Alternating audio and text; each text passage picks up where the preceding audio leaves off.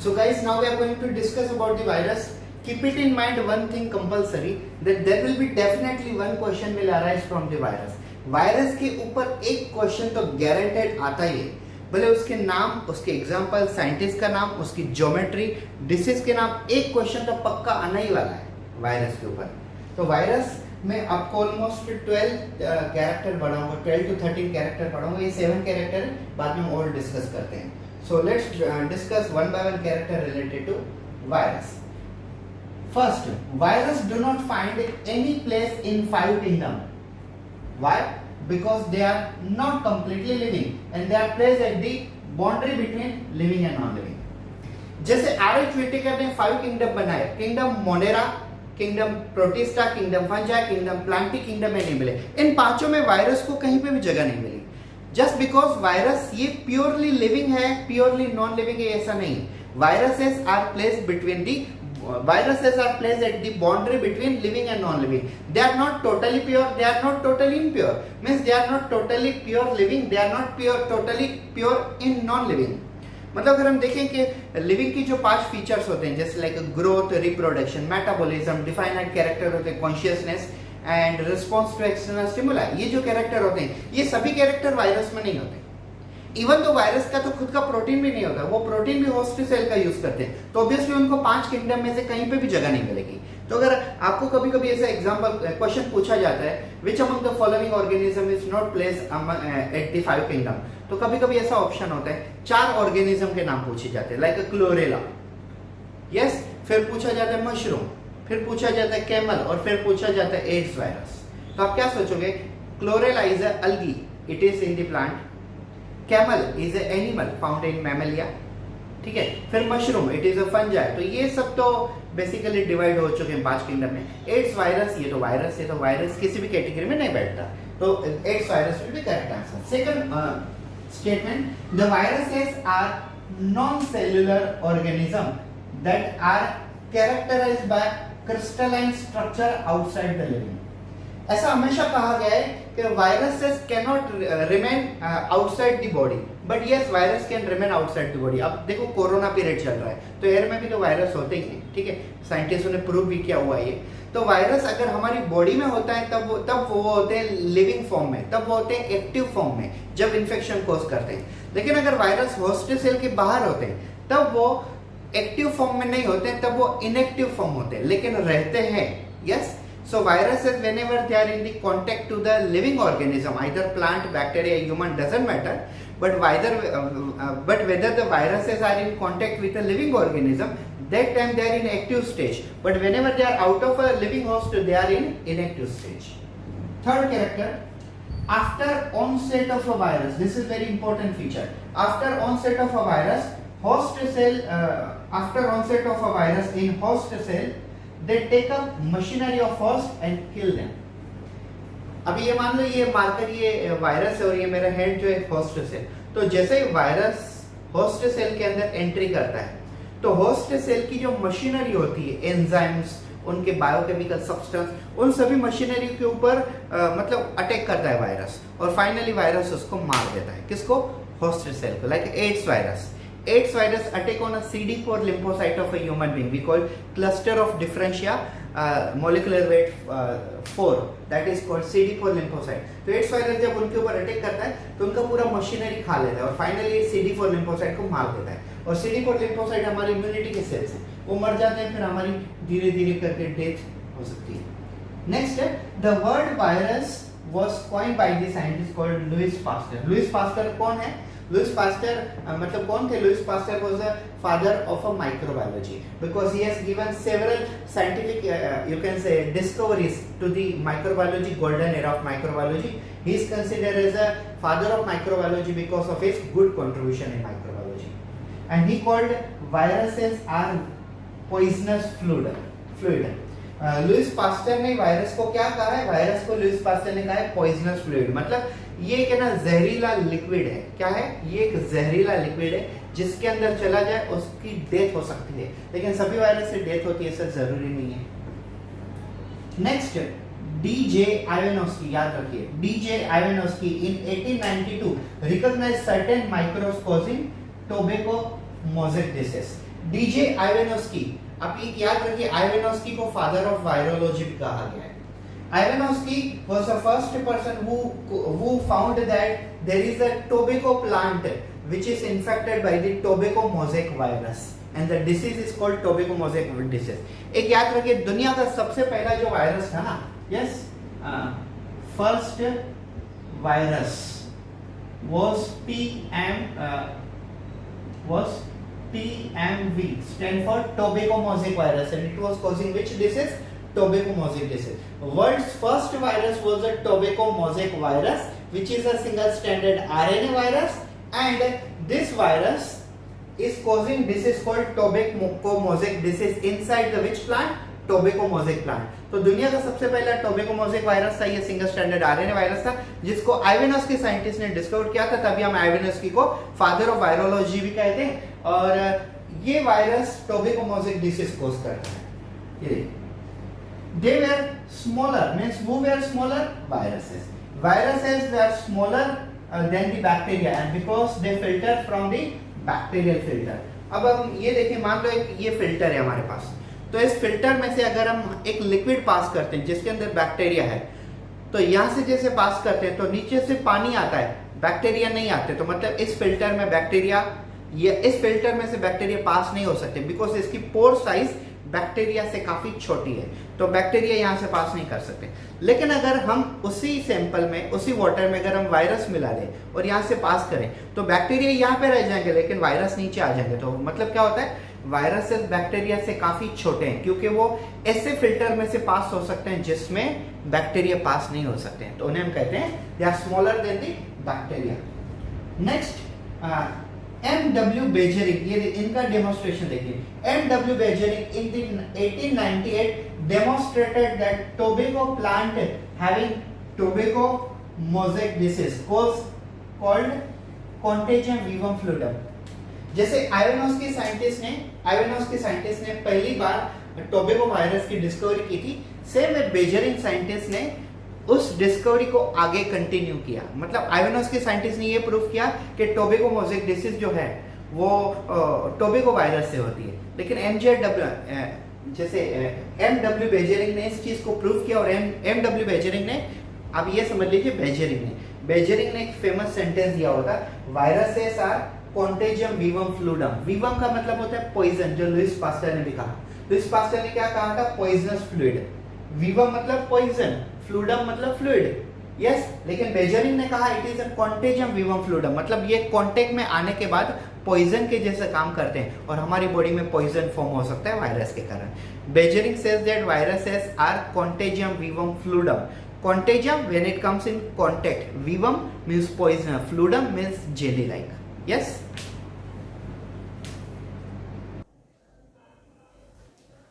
So the next characters are M.W. Stanley. M.W. Stanley in 1835 showed that viruses can be crystalline. And first virus which was crystalline was tobacco mosaic virus. अब ये क्या है? जैसे Louis Pasteur ने कहा था viruses are the fluidum, viruses are the fluid, virus gel जैसे होते हैं. लेकिन एमडब्ल्यू स्टैनली ने ये कहा कि वायरस को हम क्रिस्टलाइन फॉर्म में भी कन्वर्ट कर सकते हैं. As Louis Pasteur and even the Beijering both says that viruses are the jelly-like fluid, but M.J. Beijering he says that, sorry, M.W. Stanley he says that virus can convert from jelly-like into the crystal form. And first virus which was crystalline, that was a tobacco mosaic virus, which was the first discovered virus, tobacco mosaic virus by Ivanovsky, and which was the first virus to be crystalline, again that is a tobacco mosaic virus by M.W. Stanley. Then viruses are obligate intracellular parasite. याद रखिए ये definition है virus की. Viruses are obligate intracellular parasite. इन्होंने दो sentence में divide किया हुआ है लेकिन ये एक्चुअली एक जैसा है. Viruses are obligate intracellular parasite. Outside the body of host they becomes inert. Virus हमारी बॉडी में एक इंट्रासेल्युलर पैरासाइट, हमारे बॉडी के सेल्स के अंदर ये पैरासाइट है, इन्फेक्शन कोज करने वाले. दुनिया में अगर हम देखें तो 95% बैक्टीरिया यूजफुल होते हैं, 5% बैक्टीरिया प्रॉब्लमेटिक होते हैं, लेकिन वायरसेस 99.99% प्रॉब्लमेटिक होते हैं, ये डिसीज ही कोज करते हैं. So viruses are obligate intracellular parasite, but when they are inside the body, but outside the body they surrender themselves, they becomes inactive, they becomes inert, ये inert हो जाते हैं. Next, viruses either contain DNA or either contain RNA, but never both in single virus. ये sentence हमेशा याद रखना. Virus में या तो डीएनए होगा या तो वायरस या तो आरएनए होगा. मान लो हमारे पास मतलब आज तक डिस्कवरी में मान लो 100 वायरस डिस्कवर्ड हुए हैं, तो वायरस की क्लासिफिकेशन कैसे होगा? On the basis of presence of DNA और RNA as a genetic material. Those virus which contain DNA as genetic material, they are separated as a DNA virus, and those virus contain RNA, they are separated as RNA virus. So classification of virus is based on DNA and RNA as your genetic material. But कोई भी ऐसा virus आज तक नहीं मिला है जिसके अंदर दोनों मटेरियल हो. नेक्स्ट, हाँ एक और चीज मैं बता दूं, डीएनए का काम होता है जीन ट्रांसफर करना, आरएनए का काम है प्रोटीन सिंथेसिस करना. अब अगर वायरस में आरएनए है तो जीन ट्रांसफर कौन करेगा? आरएनए. ठीक है, आरएनए करेगा, क्योंकि आरएनए भी जेनेटिक मटेरियल होते हैं. हमने molecular basis of inheritance NCERT में देखा हुआ है 6th chapter from 12th standard. और अगर किसी वायरस में अगर डीएनए हो तो जीन्स कौन ट्रांसफर करेगा? डीएनए. और प्रोटीन कौन बनाएगा? वायरस को तो अपना प्रोटीन बना दे, कहां है वो तो होस्ट सेल के ऊपर डिपेंड होते हैं ना. नेक्स्ट है, viruses can infect plant, can infect animal, can infect bacteria, can infect human. viruses सबको इन्फेक्ट कर सकते हैं. viruses contain capsid और spike which is infectious part of virus. अभी क्या होता है, ये है वायरस, ठीक है, और वायरस के ऊपर ऐसे स्ट्रक्चर होते हैं, इनको हम कहते हैं कैप्सिड या तो स्पाइक. अब डिपेंड करते हैं कैप्सिड या स्पाइक. देखो ऐसा अगर गोल होगा तो उसे हम कहेंगे कैप्सिड. क्या कहेंगे उसे हम कहेंगे कैप्सिड. और अगर ऐसे डायरेक्टली पॉइंटेड है सुई के जैसे, कांटों के जैसे, तो ऐसे हम कहेंगे स्पाइक. तो वायरस को कैप्सिड हो या स्पाइक हो, उससे कोई फर्क नहीं पड़ता, वायरस डेफिनेटली इंफेक्शन कोज करते ही है, और ये इंफेक्शियस पार्टिकल होता है. Virus can not grow on artificial nutrient media. जैसे बैक्टीरिया को ग्रो करने के लिए हम पेट्री डिश यूज करते हैं, और पेट्री डिश में हम न्यूट्रिएंट मीडियम ऐड करते हैं ना, न्यूट्रिएंट मीडिया ऐड करते हैं. सेम वे बैक्टीरिया को हम ग्रो कर सकते हैं, लेकिन वायरस को ग्रो नहीं कर सकते, बिकॉज हमने क्या डिस्कस किया, viruses are obligate intracellular parasite. तो ऑब्वियसली वो आउटसाइड बॉडी क्या हो जाएंगे? इनर्ट हो जाएंगे, और इनर्ट हो जाएंगे तो हम उनको ग्रो भी नहीं कर पाएंगे.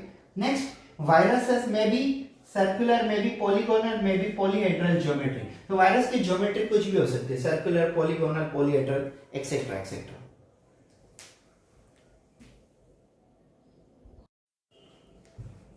So guys, right now we are going to discuss about the viroids. Viroids are those organisms which contain only single stranded RNA, and their infection takes place only in the plant body. Like viruses, infection may takes place in an animal, human, plant, bacteria, etc., etc. And virus either contain DNA and RNA. Yes, DNA or RNA. Means some virus contain RNA, some virus contain DNA, but viroids only contain RNA, and their infection only takes place in plant's body. I'll tell you. So first character, viroids were discovered and named by the scientist called Theodore Diner. हम जब MCQ practice करेंगे आखिरी में इस chapter के, तो उसमें आपको ये क्वेश्चन पूछे जाएंगे. viroids were first time discovered by Theodore Diner. इसे जनरल TH Diner भी कहते हैं, Theodore Diner. Up till now, many diseases are caused by viroids, and some of them are given below. तो ठीक है, मतलब आज तक वायरस से काफी डिसीज जो होती हैं वो दी गई है. उनमें से 2 डिसीज यहाँ पे नाम दिए हुए हैं. First one is citrus exocortis, second one is cucumber pale fruit. Remember ये डिसीज के नाम याद रखिए, citrus exocortis and cucumber pale fruit. Citrus exocortis and cucumber pale fruit are the disease which is caused by virus. Third one, they are very small, circular and contain single stranded RNA. ये काफी छोटे होते हैं, circular होते हैं, और इनके अंदर सिंगल स्ट्रैंडेड आरएनए होते हैं. हाँ, किसी के अंदर डबल स्ट्रैंडेड भी आरएनए होते हैं. मतलब वायरस में नहीं, कुछ वायरस ऐसे होते हैं जिनके अंदर डबल स्ट्रैंडेड भी आरएनए होते हैं, बट वायरस से only single stranded RNA. Next, they causes infection mainly in plant. मैंने आपको स्टार्टिंग में ही कहा कि इनके इन्फेक्शन मोस्ट प्रोबेबली नहीं, मतलब दूसरे किसी में इन्फेक्शन होते ही आज तक देखा ही नहीं गया है. So their infection is mainly taking place in the plant body.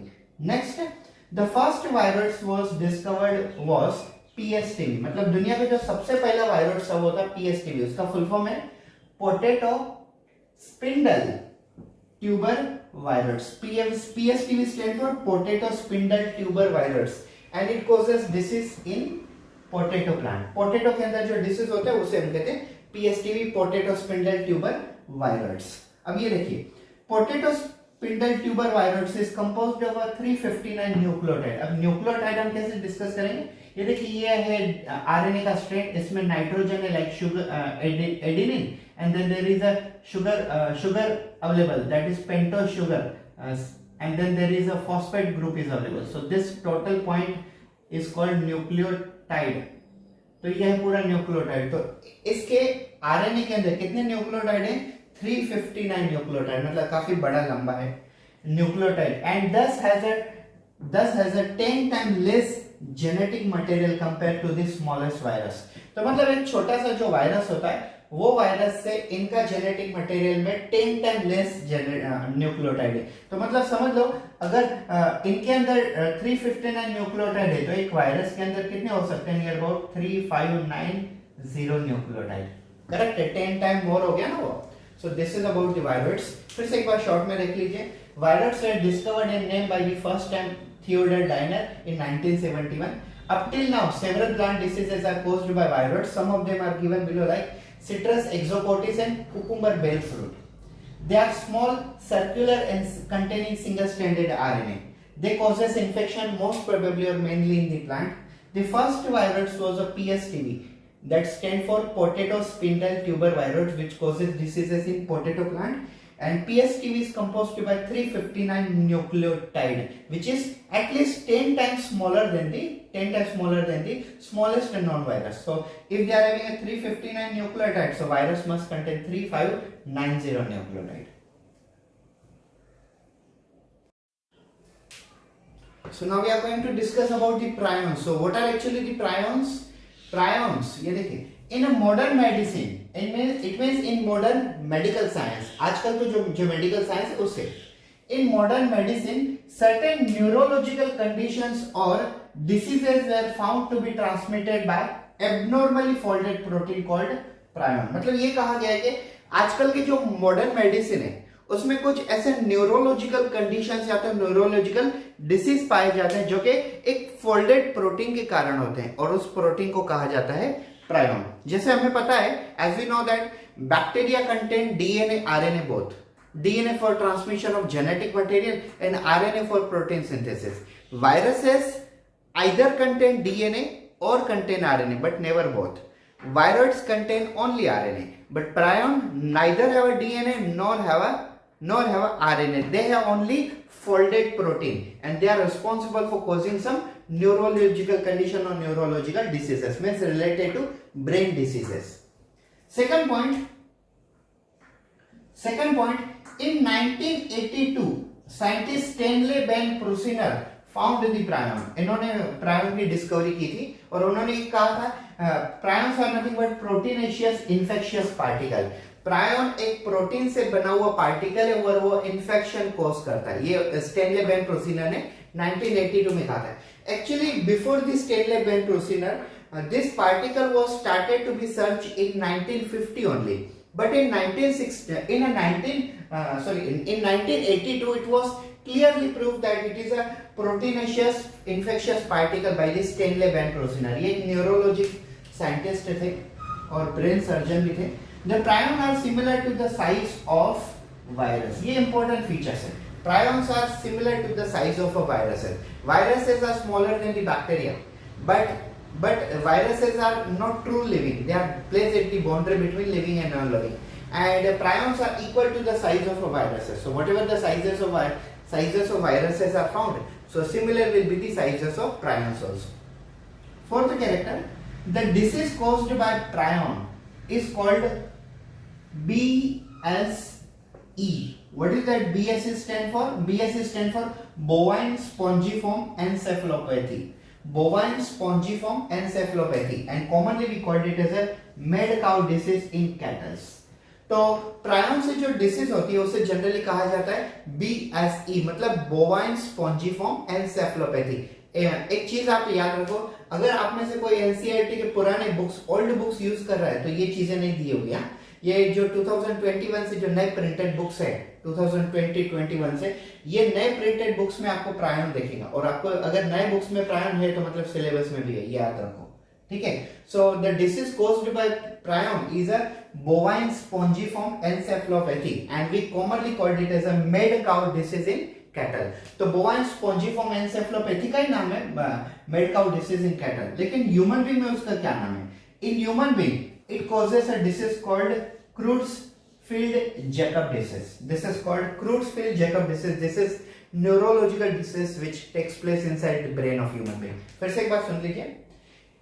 In a modern days, some neurological condition or neurological you can say diseases are found to be one of the infectious particle, protein folded particle. It is called prion. In 1982, it was first time identified by the Stanley Van Prusiner, and he called it as his team called it as a proteinaceous infectious particle. The prion are similar to the size of virus, दोनों के size nearby equal होते हैं. The disease caused by prion, in case of a cattle, it is called mad cow disease, scientifically called bovine spongiform encephalopathy, and in case of human being, it is called Creutzfeldt-Jakob disease.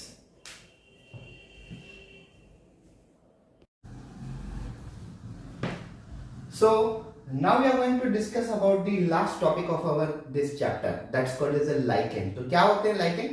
सबसे पहले मैं आपको एक simple सी चीज बता दूं. Lichen एक ऐसे ऑर्गेनिज्म होते हैं जो दो अलग अलग पार्ट से बने होते हैं. Like suppose this one is the lichen. So there half body will be fungal and half body portion will be algal. Means half portion will be made by algae, or you can say algal component, and half portion is made by the fungi, you can call it fungal component. So lichen is the combination of a half algal and half fungi. अब ये देखिए, the lichens are slow growing and long living organism. आपका MCQ भी पूछा जाएगा इसके ऊपर. Lichens are slow growing and long living organism. इनकी लाइफ काफी ज्यादा होती है, लेकिन इनकी जो ग्रोथ होती है, मेटाबॉलिज्म होता है, वो काफी स्लो होता है. एक चीज हमेशा याद रखिए, अगर किसी की ग्रोथ अगर स्लो है तो उसका मेटाबॉलिज्म भी स्लो होगा. उनके अंदर जो मेटाबॉलिज्म होती है, केमिकल रिएक्शन, कैटाबॉलिज्म, मेटाबॉलिज्म, ये भी स्लो होगा जस्ट बिकॉज उनके अंदर ग्रोथ स्लो है. Second character, Theophrastus was the scientist who have coined the word called as a lichen. who have coined the word called lichen in 300 before Christ. मतलब Christian धर्म के जो God है यीशु मसीह, उनके death के पहले 300 साल पहले थियोफ्रास्टस का साइंटिस्ट ने लाइकेन वर्ड ये कॉइन किया हुआ था. Third one, they grows on tree trunk. हमें प्लांट के ब्रांचेस के ऊपर भी ये लाइकेन दिख जाते हैं. They are growing on decaying body and can found in some certain extreme condition. मतलब लाइकेन एक्सट्रीम लेवल पे भी मिल जाते हैं, और वो एक्सट्रीम कंडीशन कौन सी है? Such as expose rock. जैसे कोई हॉट स्प्रिंग वाले रॉक होते हैं, ऐसी जगह पे रॉक होते हैं जो काफी गर्म होते हैं, गर्म जगह पे होते हैं. देन स्नो आर्कटिक, लाइक कहीं पे बर्फ होती हो. एंटार्क्टिक पोल, ये तो पूरा बर्फीला एरिया है. तो ऐसी एक्सट्रीम कंडीशंस पे भी हमें लाइकेंस मिल जाते हैं. So therefore lichens are growing in very extreme climatic conditions such as expose rock, snow Arctic and Antarctic poles. Then lichen shows association between two partner. मैंने आपको दोनों पार्टनर बता दिए, such as algal partner and fungal partner. One is a algal partner, second one is a fungal partner. अब ये next character देखिए, वो इससे जुड़ा हुआ है.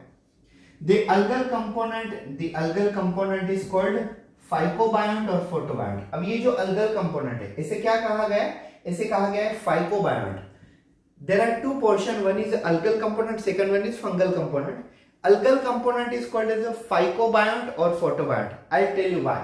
See, study of algae is called phycology, and study of fungi is called mycology. Study of algae is called phycology and study of fungi is called mycology. अब ये देखिए, algal component is called photobiont. Why it is called photobiont? Photo means sunlight. And biont means part, means the part of a lichen which absorbs sunlight, it is called photobiont.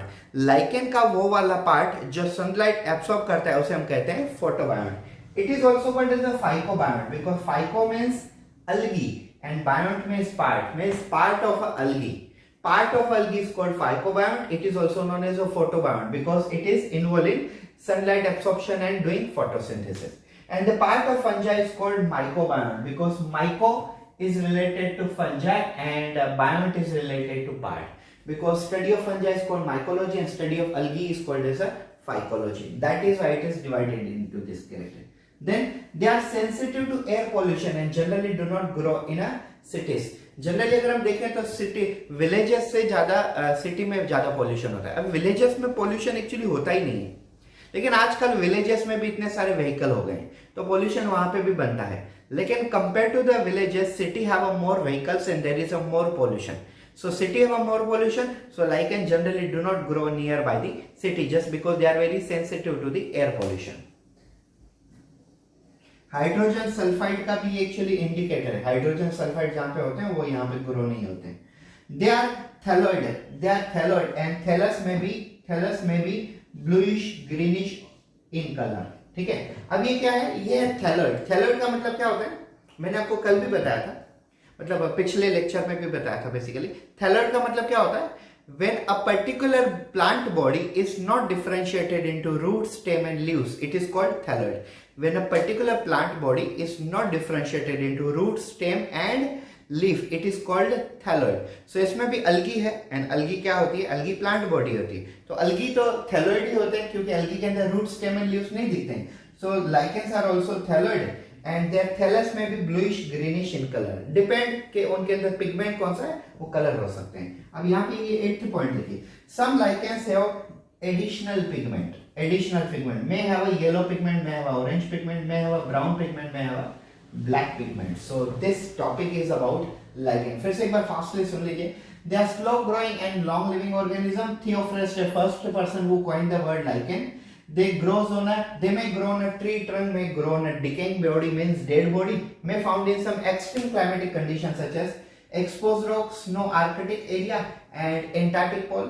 They have a two partner, one is algal partner, second one is fungal partner. Means single lichen is made by the two part, one is algal component, second one is fungal component. Algal component is called phycobiont because phycology is study of algae, that's why phycobiont. And it is also called photobiont because it absorbs sunlight and do photosynthesis. Fungal component is called mycobiont. They are very sensitive to air pollution and therefore they generally do not grow nearby the cities. They have a thalloid body and their thallus may be bluish or greenish in color, depend on the pigment. They may also have some additional pigments such as a yellow, orange, brown and black. It is about full lichen.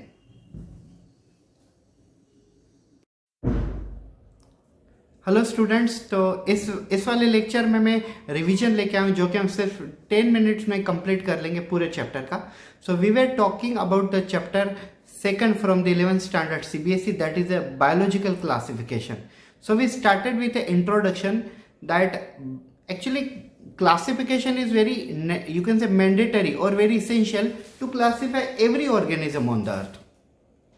We know that there is a biodiversity is very huge one on the earth. There are number of living organism on the earth. So it's very important to classify every organism into perspective and respective group.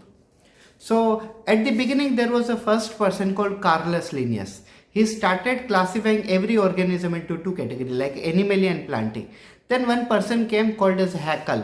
He questioned to the theory of Carolus Linnaeus that how if you divide only all organism into the Plantae and Animalia, where fungi, Monera, Protist will go. Yes. So therefore this system was it was cancelled and new system in 1969 brought by the scientist R.H. Whittaker. Scientist R.H. Whittaker ने 1969 में सभी living organism को 5 category में divide कर दिया और वो थे kingdom Monera, kingdom Protista, kingdom fungi, kingdom Plantae and kingdom animalia on the basis of some important feature like a cell organization, body organization, either prokaryotic, eukaryotic, either unicellular, multicellular, nuclear organization, either they are eukaryote, prokaryote means वो एक ही हो गया. Then you can say mode of a reproduction, mode of a nutrient, lifestyle, ऐसी काफ़ी सारे मतलब 3-4 character main उन्होंने use किए और उनके बेस के ऊपर से उन्होंने सभी लिविंग ऑर्गेनिज्म को 5 कैटेगरी में डिवाइड कर दिया.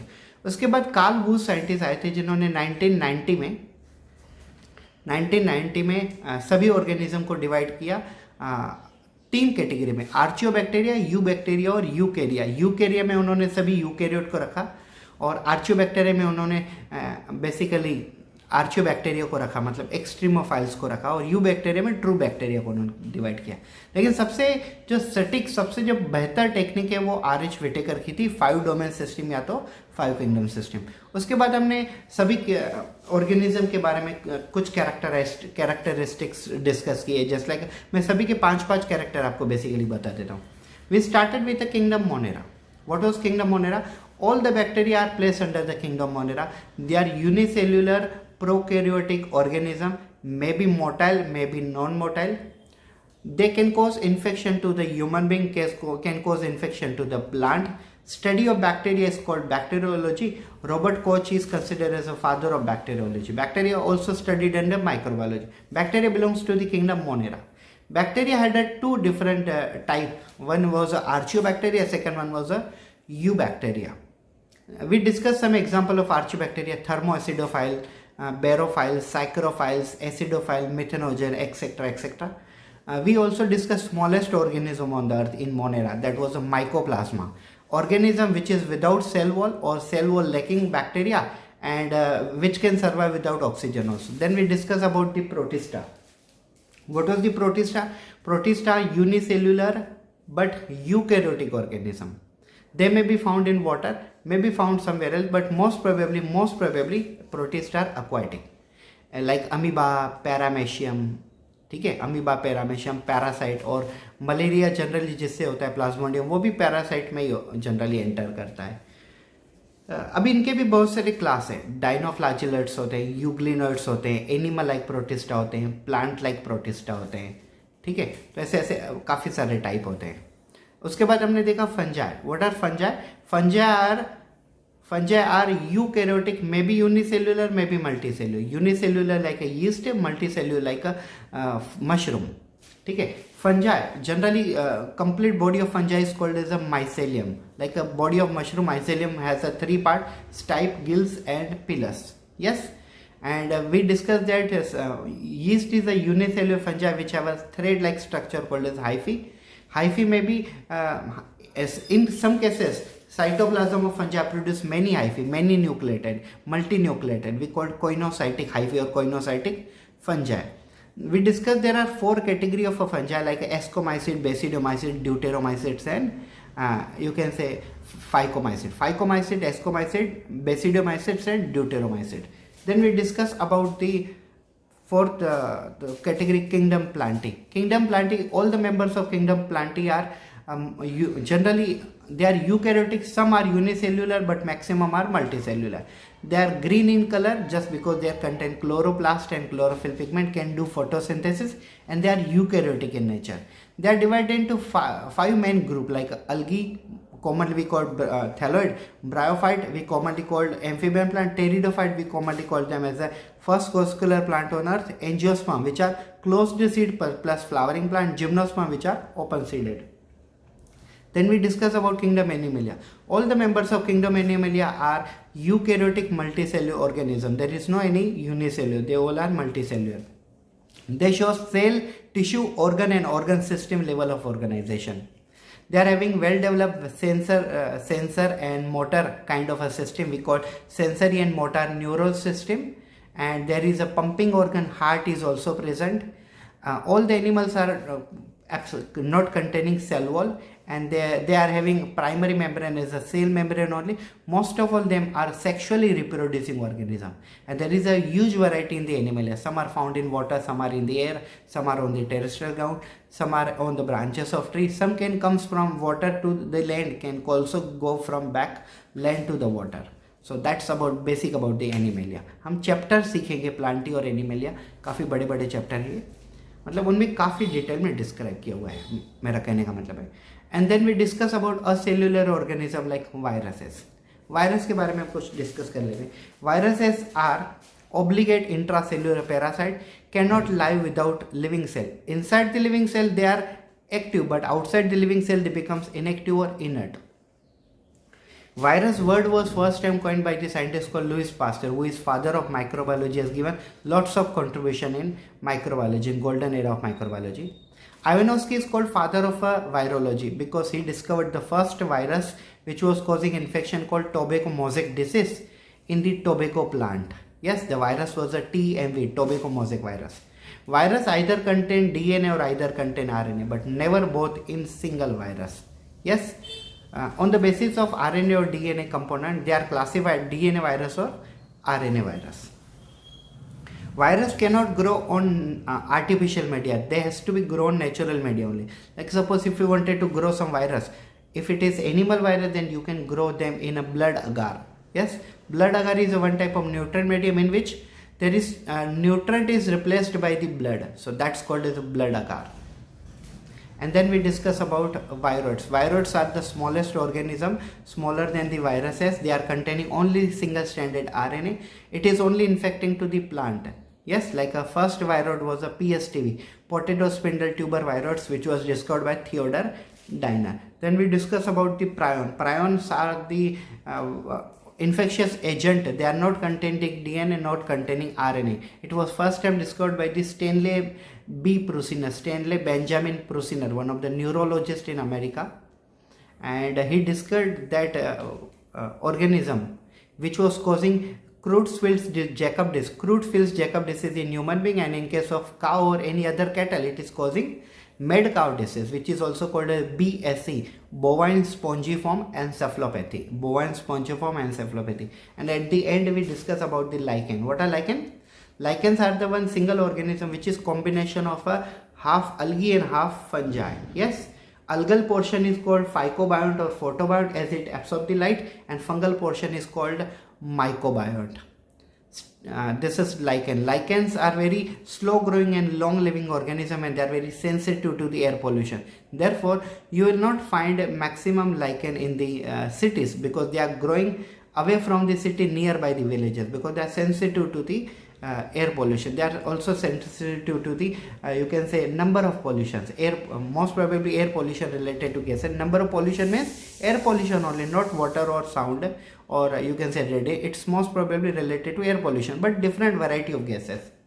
This is about the basic introduction. जब हम बड़े चैप्टर देखते हैं लाइक सर्कुलेशन एक्सक्रीशन, तब उसका जो ये रिवीजन होता है वो भी नियर अबाउट काफ़ी बड़ा होता है, मतलब ऑलमोस्ट हाफ आवर से भी ज़्यादा. लेकिन ये छोटा रिवीजन था just because I wanted to interact with you. That complete chapter is like that. तो हमने इस चैप्टर में क्या क्या देखा? At the beginning we started with the introduction of chapter. Then we discuss a table which was given by R.H. Whittaker in 5 different characters and 5 different domains. Then we discuss about kingdom Monera, their type, kingdom Protista, their type, kingdom Fungi, their type, Plantae, and then kingdom Animalia, kingdom Plantae, kingdom Animalia. Then we discuss about viruses, viroids, prion, lichen, and this is introduction. Now let's begin with the MCQ practice. Hello everybody, how are you? क्या आप लोग भी NEET exam में 360 में से 360 score करना चाहते हैं बायोलॉजी सब्जेक्ट में? तो ये वाला वीडियो आप लोगों के लिए काफी इंपॉर्टेंट होने वाला है. हेलो फ्रेंड्स, मैं हूं प्रोफेसर नीलेश आनंदवानी और आप सभी लोगों का मेरे यूट्यूब चैनल पे हार्दिक स्वागत करता हूं. जैसे आप लोगों को पता है, मैंने पिछले कुछ दिनों में एक वीडियो अपलोड किया हुआ था जिसमें मैंने कहा था कि 2021 में जो 1 अगस्त को नीट एग्जाम होने वाली है उसके लिए मैं हर चैप्टर के ऊपर एक 50 एमसीक्यू प्रैक्टिस का एक वीडियो बनाऊंगा. तो पिछले 3 दिन पहले, मतलब ऑलमोस्ट 25 ऑफ मार्च को मैंने एक फर्स्ट वाला वीडियो अपलोड किया हुआ था जो था चैप्टर 1 के ऊपर, जिसे हमने कहा द लिविंग वर्ल्ड. और आज का जो ये वीडियो है वो है चैप्टर नंबर 2 बायोलॉजिकल क्लासिफिकेशन के ऊपर. तो इस वाले वीडियो में मैं आपको 50 मोस्ट एक्सपेक्टेड एमसीक्यू डिटेल में समझाऊंगा. सिर्फ पढ़ाऊंगा ही नहीं, डिटेल में समझाऊंगा. इस वाले चैप्टर में से एटलीस्ट 2 एमसीक्यू तो आते ही नीट एग्जाम में, और ये 2 एमसीक्यू गारंटेड में देख सकता हूं कि इस वाले 50 एमसीक्यू में से ये 2 एमसीक्यू होंगे. तो आप इस वीडियो को पूरी तरह से बिना स्किप किए डिटेल में सुने और हर क्वेश्चन का आप प्रॉपरली मतलब समझ लीजिए. तो ये वीडियो है 50 most expected MCQ for the NEET preparation. बस ये वीडियो देख लीजिए, कंप्लीट चैप्टर आपका पूरा हो जाएगा. और ये वीडियो में मैं कहता हूँ, ये वीडियो ये सिर्फ वीडियो ही नहीं है, ये एक बेसिकली सक्सेस का फॉर्मूला आपके लिए. तो चलिए टाइम वेस्ट ना करते हुए हम वन बाय वन क्वेश्चन हम डिटेल में चलते हैं. So question number 1, the kingdom which, पहले मैं शुरुआत करने से पहले मैं आपको कुछ बेसिक चीजें बता दूं कि इस वाले चैप्टर में बेसिकली क्या होता है बायोलॉजिकल क्लासिफिकेशन में. सबसे पहले कार्लस लिनियर साइंटिस्ट ने सभी लिविंग ऑर्गेनिज्म को दो कैटेगरी में डिवाइड किया हुआ था, वो था प्लांटी और एनिमलिया. फिर जेकल साइंटिस्ट ने कुछ डाउट पूछे कि बाकी ऑर्गेनिज्म को कहाँ प्लेस किया जाएगा. सो उसके बाद 3 डोमेन सिस्टम आई, 5 डोमेन सिस्टम आई. 3 domain system was given by the Carl Woese in 1990 and R.H. Whittaker in 1969 introduces 5 domain system. Most probably successful technique is a 5 domain system given by R.H. Whittaker. And R.H. Whittaker classified every living organism into 5 domains, such as a kingdom Monera, which include bacteria, kingdom Protista, which includes amoeba, paramecium, chrysophytes, dinoflagellates, diatom, etc. And then fungi, which includes different type of fungi, ascomycete, phycomycete, basidiomycetes, deuteromycete, also called imperfect fungi. And then kingdom Plantae, kingdom Animalia. And after this 5 domain there is a virus, viroids, prion and lichen. तो ये वाला chapter हमारा इसके ऊपर है. तो हम इन सभी टॉपिक के ऊपर 50 MCQ कवर करने वाले हैं selected. Let's start with the first question. The kingdom which becomes more homogeneous in 5 kingdom classification then they were in 2 kingdom classification are. तो एक्चुअली पूछा गया है कि सबसे पहला जो क्लासिफिकेशन था वो 2 डोमेन सिस्टम था, और वो 2 डोमेन सिस्टम में कौन कौन से ऑर्गेनिज्म आते हैं तो मैंने आपको पहले ही अभी स्टार्टिंग में बता दिया. वो था सी आंसर आएगा, प्लांटी एंड एनिमलिया. अगर आप लोगों को इस टॉपिक से रिलेटेड वीडियोस वगैरह देखने हो तो मेरे चैनल पे प्लेलिस्ट में आप चैप्टर नंबर 2 सर्च कीजिए, बायोलॉजिकल क्लासिफिकेशन. आप पहले वो पूरा चैप्टर कर लीजिए, वीडियो वगैरह देख लीजिए. उसके बाद अगर आप चाहते हो तो ये MCQ आप उसके बाद भी देख सकते हो, तो उसके बाद आपको ये काफी सिंपल लगेगा. Question number 2, 2 kingdom classification was based on. So 2 kingdom classification was based on what? So if you describe, so 2 kingdom classification was based on the cell wall content. Like a plant was having a cell wall and animal was not containing cell wall. So 2 kingdoms of classification, criteria behind classification was cell wall. Moving towards the question number 3, the drawback or limitation of a 2 kingdom system of classification are. So drawback कौन कौन से problems थे basically 2 kingdom system में, तो हम one by one पढ़ते हैं. The distinction between eukaryotes and prokaryotes, correct. Prokaryote और यूकैरियोट में डिफरेंशिएट करने में एक दिक्कत आती थी. Second, the distinction between unicellular and multicellular, yes that was also the big problem. And photosynthetic and non photosynthetic organism place together. Like photosynthetic organism plant, non photosynthetic organism fungi animal. तो animal को भी उन्हीं category में divide कर, fungi को भी उसी में कैटेगरी में डाल दिया प्लांट में. तो ये काफी कंफ्यूजन थे. तो उसका आंसर हम क्या निकालेंगे? All of above. ऊपर की सभी के सभी जो थे वो ड्रॉबैक थे, लिमिटेशन थे 2 डोमेन सिस्टम में. मैं फिर से एक बार कह दूं कि मैं पूरा का पूरा जो है वीडियो रहेगा मैं इंग्लिश टू हिंदी दोनों लैंग्वेजेस में आपको समझाऊंगा. तो प्लीज कोई कमेंट करके ये मत बताइए कि सर इंग्लिश में पढ़ाओ या तो हिंदी में पढ़ाओ, ठीक है. So moving towards the next question, this is the match the column question. Match the column 1 with 2 and choose the correct combination from the option given. So here we have a column 1, here we have a column 2. Here we have to discuss kingdom and here mode of nutrition. So Monera जो होते हैं generally, Monera autotrophic भी होते हैं, heterotrophic. Monera मतलब bacteria, तो bacteria heterotrophic भी होते हैं, autotrophic. Autotrophic like cyanobacteria is autotrophic and other bacteria are heterotrophic. फिर प्रोटिस्टा अगर हम देखें तो Protista are actually autotropic also, protista are heterotropic. Why? Because protistas are further divided into actually 4 category, like a plant like protista, animal like protista, fungi like protista and euglenoids. तो basically protista के सभी type होते हैं. तो protista autotrophic भी है, हेटेरोट्रोपिक भी है. तो हमारा ए थर्ड को मैच हो रहा है, ए यहाँ पे थर्ड में देखो ए और सी में है, और फिर बी प्रोटिस्टा वो थर्ड में मैच हो रहा है, तो बी यहाँ पे सेकंड पे है, प्रोटिस्टा हेटेरोट्रोपिक, तो बी यहाँ पे. तो हमारा फर्स्ट वाला आगे जा सकता है. फिर फंजाई अगर हम देखें तो फंजाई क्या है, फंजाई सिर्फ हेटेरोट्रोपिक होते हैं. So fungi C is matching to the 2, correct. And Plantae Plantae all are autotrophic, so D is matching to 1. And E, Animalia, they are heterotropic. So हमारा आंसर हो जाएगा फर्स्ट वन. तो हमने इस प्रकार से आंसर निकाल लिया. Question number 5. Linnaeus is related to. Linnaeus means Carolus Linnaeus. Carolus Linnaeus was a great scientist. He was responsible for two kingdom classification. He was also responsible for binomial nomenclature. He was also responsible for giving rules of a binomial nomenclature. Carolus Linnaeus ने two domain system, binomial nomenclature भी उन्होंने ही दिया हुआ था और rules of binomial nomenclature ये concept भी उन्होंने बताई थी. तो we will say all of the above will be the answer. Question number 6. Read the following statement and select the incorrect. Income statement, actually it's a incorrect statement. तो हमें incorrect statement देखना है. Though the bacterial structure is very simple, they are very complex in behaviour. तो ये तो बात सही है, हमें इनकरेक्ट देखना है ना. Chemosynthetic autotrophic bacteria play a great role in recycling nutrient like nitrogen, phosphorus, iron, sulfur, etc. Chemosynthetic autotrophic means there are certain bacteria which are preparing their food material, but not by photosynthesis but by some chemical reaction. They are called chemosynthetic autotrophic organism. तो ये ऊपर वाले दोनों statement सही हैं. Majority of the heterotrophic bacteria are important as a decomposer. Correct. Disease cause करने वाले bacteria की क्वांटिटी काफी कम है, लेकिन हेटेरोट्रोपिक जो बैक्टीरिया है वो डिकम्पोजर ज्यादा है. तो ये वाला भी सही है. लास्ट वाले देखते हैं. Autotrophic bacteria synthesise their food from the organic substrate. नहीं, ऑटोट्रोपिक ऑर्गेनिज्म जो होते हैं वो ऑर्गेनिक सबस्ट्रेट से फूड नहीं बनाते, इनऑर्गेनिक सबस्ट्रेट से बनाते हैं. जैसे ब्लू ग्रीन एल्गी कह लो. तो ये जो स्टेटमेंट है फोर्थ वन वो गलत स्टेटमेंट और हमें इनकरेक्ट स्टेटमेंट ही सर्च करना है. तो our answer will be D1. Question number 7. Chemosynthetic bacteria obtain energy.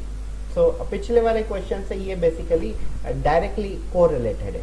As I told you, autotrophic bacteria use sunlight, yes, but chemosynthetic bacteria they uses inorganic substance for preparing their food material. So D1 is the correct. Question number 8.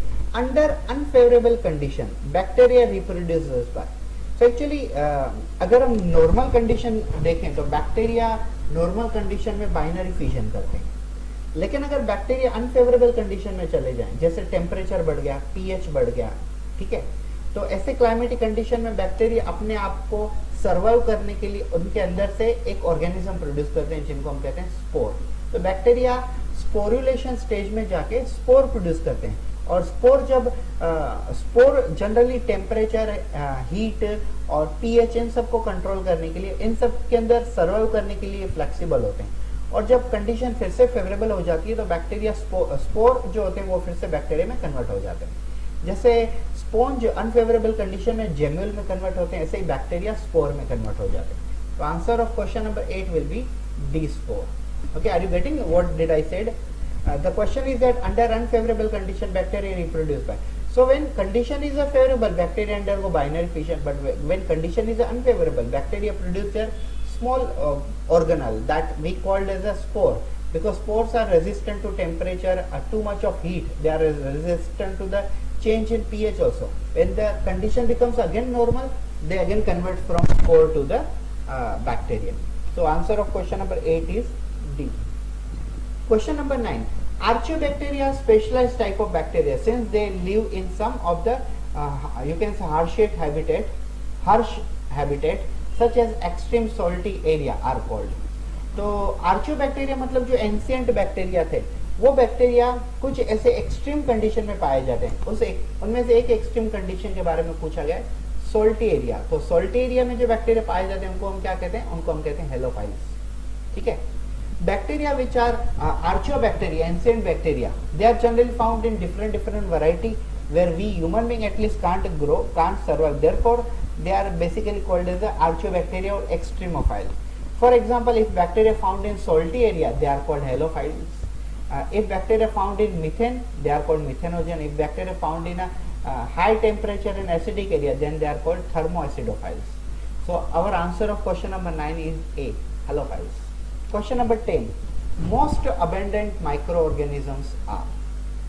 तो दुनिया में सबसे ज्यादा कौन पाए जाते हैं? तो दुनिया में सबसे ज्यादा अगर हम देखें तो बैक्टीरिया पाए जाते हैं. fungi, no. Viruses, no. Cyanobacteria, cyanobacteria are the type of bacteria, but they are only photosynthetic bacteria. But maximum bacteria are heterotrophic bacteria. They are bacteria. So answer would be the B1. दुनिया में सबसे ज्यादा bacteria पाए जाते हैं, fungi, virus, सियानोबैक्टीरिया नहीं, bacteria.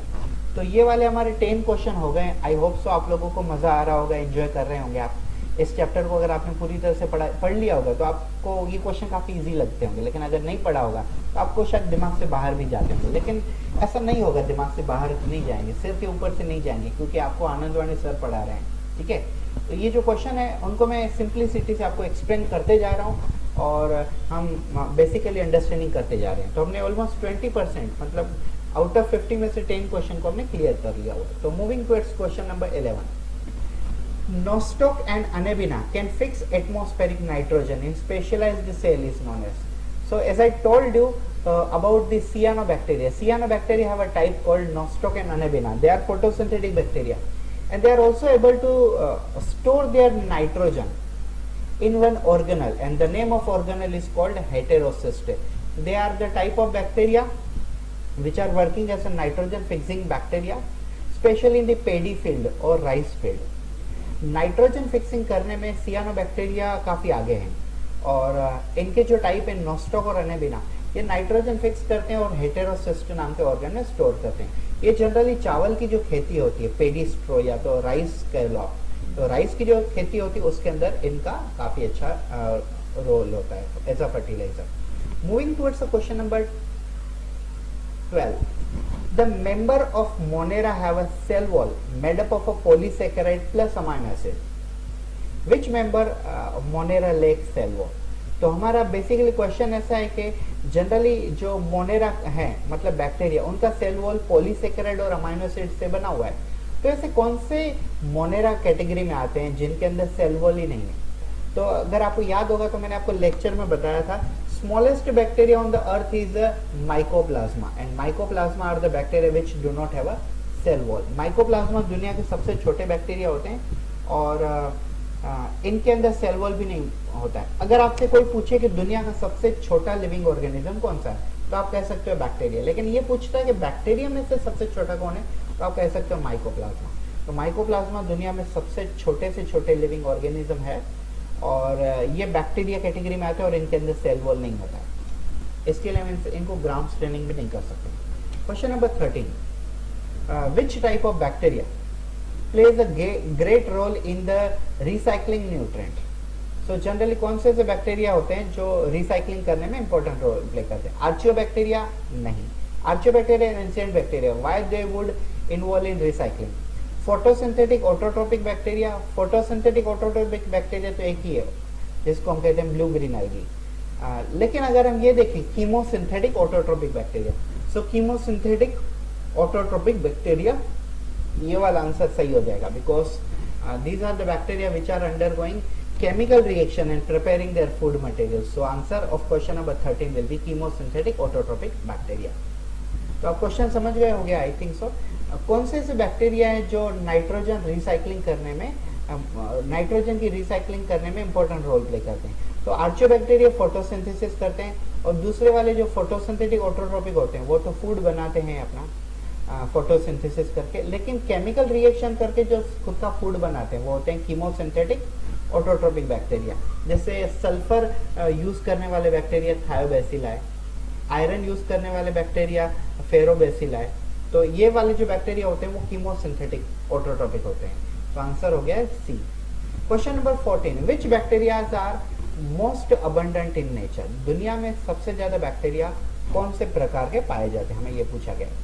So archaebacteria are extremophile but they are very rare in number. Photosynthetic autotrophic bacteria, they are also very rare, means 2 to 3 number, and chemosynthetic autotrophic bacteria, they are also only few in number, but maximum bacteria on the earth is a heterotrophic bacteria. दुनिया में सबसे ज्यादा bacteria कौन से पाए जाते हैं? तो फोटोसिंथेटिक या तो कीमोसिंथेटिक बैक्टीरिया या तो आर्चियोबैक्टीरिया, ये तीनों की नंबर काफी कम है। दुनिया में सबसे ज्यादा जो बैक्टीरिया होते हैं वो होते हैं heterotrophic bacteria. So answer is D. Question number 15, genetic material without nuclear membrane is found in? So genetic material without nuclear membrane is found in. तो जेनेटिक मटेरियल है लेकिन न्यूक्लियर मेम्ब्रेन नहीं है, तो वो किस में पाया जाएगा? वो पाया जाएगा बैक्टीरिया और माइकोप्लाज्मा में नहीं, सियानोबैक्टीरिया और बैक्टीरिया में नहीं, आर्चियोबैक्टीरिया और ब्लू ग्रीन एल्गी में नहीं। मतलब ये देखा जाए तो इन सभी में पाया जाएगा। बैक्टीरिया के अंदर डीएनए आरएनए होता है लेकिन उनके ऊपर मेम्ब्रेन नहीं होता है, इसके लिए हम इनको प्रोकैरियोट्स कहते हैं। माइकोप्लाज्मा के साथ भी सेम कंडीशन है। सियानोबैक्टीरिया भी बैक्टीरिया ही और ये भी bacteria. Archaebacteria blue green algae actually एक ही है, तो इनके अंदर भी न्यूक्लियर मेम्ब्रेन नहीं होता, तो इन सभी का आंसर एक होगा, D. So D will be the correct answer. Question number 16. Which of the following bacterium is coma shape? So as I told you, bacteria are classified on the basis of shape. They are classified into 4 categories like a cocci, circular, rod shape means bacilli, and coma shape means vibrio, and spirochete means zigzag. So here answer of our question number 16 is a B, vibrio cholerae, जिसे हम cholera होता है। Question number 17. हमें 4 statement दिए गए हैं और इन statement में हमें क्या देखना है? These above characters are seen in. ये ऊपर वाले 4 कैरेक्टर किसके अंदर जनरली पाए जाते हैं? तो ये क्वेश्चन पूछे गए हैं। Unicellular colonial filamentous marine terrestrial form. Unicellular colonial filamentous, ये देखो फिलामेंटस को आप मार्क कर लीजिए, फिलामेंटस। तो फिलामेंटस इनमें से कौन है? डायनोफ्लैजेलेट्स और क्राइसोफाइट्स, ये दोनों हो सकते हैं। The colonies are surrounded by the gelatinous sheet. तो जिलेटिनस शीट तो जनरली हमें इसमें सियानोबैक्टीरियम में पाया जाता है। Some can fix atmospheric nitrogen in specialised cells called, क्या बात है, यहाँ पे उन्होंने हेटेरोसिस्ट बता दिया, मतलब क्लियरली हो गया ये सियानोबैक्टीरिया। आगे हम नहीं भी पढ़े तो अभी हम हमारा टाइम बचा सकते हैं, लेकिन नीट पास करने वाले चारों के चारों ऑप्शन पढ़ते ही हैं, ठीक है, तो ही आप आगे जा सकते हैं। They often forms blooms in water body. Water के सरफेस के ऊपर ब्लूम कलरफुल लेयर बन जाता है। तो ये वाला जो ऑप्शन चारों स्टेटमेंट है वो हमें इशारा करते हैं कि ये सियानोबैक्टीरिया के बारे में डिस्कस कर रहे हैं, ब्लू ग्रीन एल्गी के बारे में। तो answer is B, cyanobacteria. Question number 18. Which one of the following is a characteristic feature of a chrysophytes? Chrysophyte क्या होते हैं? क्राइसोफाइट प्लांट लाइक प्रोटिस्टा होते हैं। Chrysophytes are actually plant like protista. तो लेकिन इनको हम जनरली डाइटम भी कहते हैं, लेकिन पढ़ लेते हैं हम। They are parasitic form which causes disease in animal. No, ये कोई डिसीजेस वगैरह कोई कॉज नहीं करते। They have a protein rich layer called pellicle.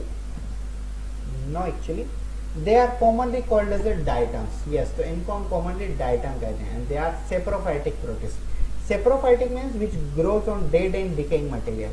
तो ये सेप्रोफाइटिक फंजाई नहीं है, तो इसका आंसर हो जाएगा C. Question number 19. During unfavourable condition slime moulds. तो अनफेवरेबल कंडीशन में स्लाइम माउल्ड्स जो होते हैं वो क्या करते हैं? Forms a fruiting body bearing spore at their tips. ये वाला ऑप्शन 100% करेक्ट है, हम फिर भी पढ़ लेते हैं। Forms a aggregation called plasmodium. No, plasmodium will be only formed in the malarial case. Forms an aggregation called pseudoplasmodium. Plasmodium और pseudoplasmodium they are case of malaria.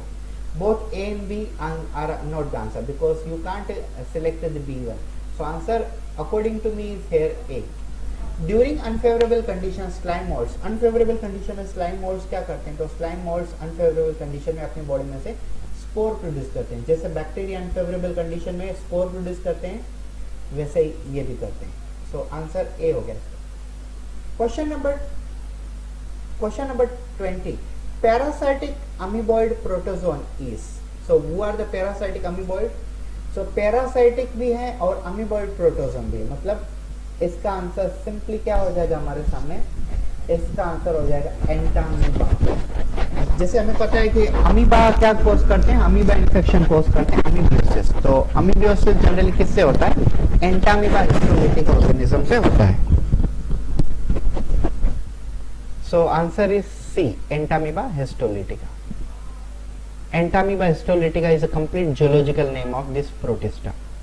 Question number 21. Sleeping sickness is caused by. Generally, sleeping sickness is caused by one type of a protozoa, belongs to the protista. and they are flagellated protozoan. Example is a trypanosoma. Trypanosoma is an example of a sleeping sickness. Means trypanosoma basically causes sleeping sickness. Amoeboid protozoan, amoeba, which causes dysentery. Ciliated protozoan, paramecium, ये भी basically intestine से related infection cause करता है. And sporozoan, plasmodium, which causes malaria. So answer of question number 21 इसका हो जाएगा trypanosoma, flagellated protozoan, जो sleeping sickness cause करते हैं. क्वेश्चन नंबर 22 की तरफ हम बढ़ते हैं. ये मैच द कॉलम है हमारे सामने. फिर से match the column 1 with column 2 and choose the correct combination from the option given below. Column 1 column 2. अब कॉलम 1 में हमें पीछे वाला ही जो, अगर हम ये वाले क्वेश्चन को हम मैच करें तो ये वाला हमें आंसर मिल जाएगा. देखो फ्लैजेलेटेड, तो फ्लैजेलेटेड कौन है यहाँ पे? ट्रिपोनोसोमा. तो फ्लैजेलेटेड का आ जाएगा ट्रिपोनोसोमा. ए का हो जाएगा 3 के साथ. तो ए का 3 के साथ ए और सी में पेयर हो रहा है. ए और सी में पेयर हो रहा है. फिर देखो स्पोरोजोन, स्पोरोजोन का हो जाता है प्लाज्मेडियम. तो बी का ए के साथ, बी का ए के साथ, तो यहाँ पे बी का 2 के साथ आ गया. सीलिएटेड जो होता है वो पैरामेशियम होते हैं. तो सीलिएटेड सी का 4 के साथ जोड़ना चाहिए पैरामेशियम. और अमीबोइड का हो जाएगा एंटामीबा. तो इसका आंसर हो जाता है ए. पिछले वाले क्वेश्चन से मिलता जुलता है. मिलता जुलता मतलब वही है, से मैच द पेयर करना है. और पिछले वाले में हमें इंडिविजुअल सिलेक्ट करना था. Question number 23, chief producer in the oceans are. तो ओशियन में, समुद्र में सबसे ज्यादा फूड कौन प्रोड्यूस करता है? तो फूड समुद्र में जो सबसे ज्यादा प्रोड्यूस करते हैं वो होते हैं डाइटम्स. तो diatoms are maximum present in the sea and they are responsible for production of maximum food material in the sea. So answer of question number 23 is D, diatom. Question number 24, 2 flagella are found in which protista. तो अगर आप protista देखो तो protista में amoeba, Gonyaulax, paramecium और all of above. इनमें से गोनालिक्स जो है इनके अंदर दो फ्लैजेला होते हैं, एक बड़ा फ्लैजेला और एक छोटा. So gonolics are the type of a protista which have 2 flagella. One is a large flagella, second one is a short flagella. So gonolics is the answer of question number 24. Question number 25 की तरफ हम बढ़ते हैं. Euglenoids have a flexible body due to the presence of. तो यूग्लिनोइड के अंदर flexible body होती है. क्या होता है उनके अंदर? तो यूग्लिनोइड की जो बॉडी होती है उनके अंदर पेलिकल नाम का केमिकल पाया जाता है और इसके लिए उनकी बॉडी काफी फ्लेक्सिबल होती है. So pellicle is the correct answer. Question number 26, हम 25 क्वेश्चन सोल्व कर चुके हैं, मतलब ऑलमोस्ट 50% हमने हमारी कंप्लीट वीडियो कर ली है. Cell wall of diatoms are indestructible because of the presence of. ये पूछा गया है कि डाइटम का जो सेल वॉल है ऑलमोस्ट जनरली टूटता नहीं है, अनडिस्ट्रक्टेबल मतलब ब्रेक नहीं होता है. तो ऐसा क्यों, क्या होता है उसके अंदर? तो डाइटम के जो सेल वॉल होते हैं उनके अंदर सिलिका पाया जाता है और सिलिका होने के कारण वो अनडिस्ट्रक्टेबल होते हैं. अगर आपको ये नहीं समझ में आ रहा है तो मैंने जो वीडियो पढ़ाए हैं आप जाके YouTube में मेरे प्लेलिस्ट में देख सकते हो, उसमें से आपको ये समझ में आ जाएगा. Red tide is caused by. तो रेड टाइड किससे होता है? जनरली रेड टाइड जो होते हैं वो डायनोफ्लैजेलेट से होते हैं. डायनोफ्लैजेलेट से होते हैं रेड टाइड. तो red tide, dinoflagellates are also the type of a Protista which are causing red tides. Question number 28 की तरफ हम बढ़ते हैं. Which of the following is wrong about Protista. Protista के बारे में इनमें से कौन सी चीज गलत है, हमें ये पूछी गई है. Protista are both autotrophic and heterotrophic. Correct, because there are certain Protista which are plant like and there are certain animal like. Second, some Protista have a cell wall. Correct, those Protista which are plant like they are containing cell wall.